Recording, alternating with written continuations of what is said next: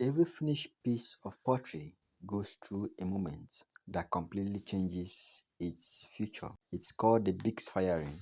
To someone new to ceramics, it might seem like just the first trip into the kiln, but for potters, Bisque firing is one of the most important stages in the entire process. It's a moment when a fragile piece of dried clay begins transformation into durable ceramic. Before this stage, the pot is known as greenware. Although it may look finished, it's incredibly delicate at that point. It can easily chip, crack, or even break if dropped. It also absorbs water very quickly, making it impossible to glaze without going through a big firing. As the kiln slowly begins to heat, several important changes take place. The first is the removal of any remaining moisture hidden deep inside the clay. Even though the pot may have felt completely dry before entering the kiln, tiny amounts of water are still being trapped within the clay particles. If the kiln heats too quickly, the water turns into steam and the pressure can cause the pot to crack or even explode. That's why potters heat the kiln gradually, giving the moisture time to escape safely. That stage is called preheating.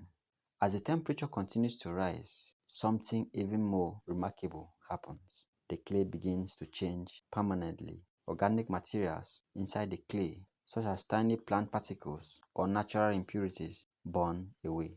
The clay particles themselves start bonding together through the intense heat. This process doesn't melt the clay, but it does make it much stronger than it was before.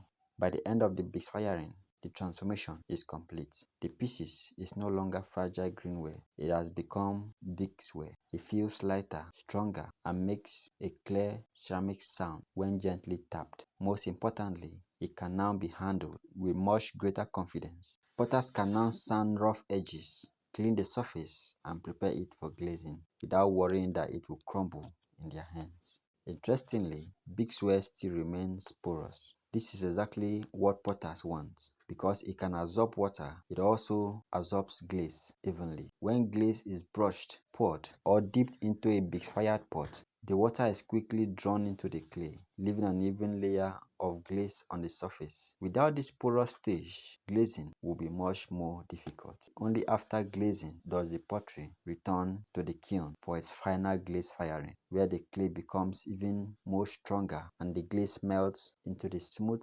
glass-like surface that we recognize as ceramics. Perhaps the big firing teaches us something beyond pottery.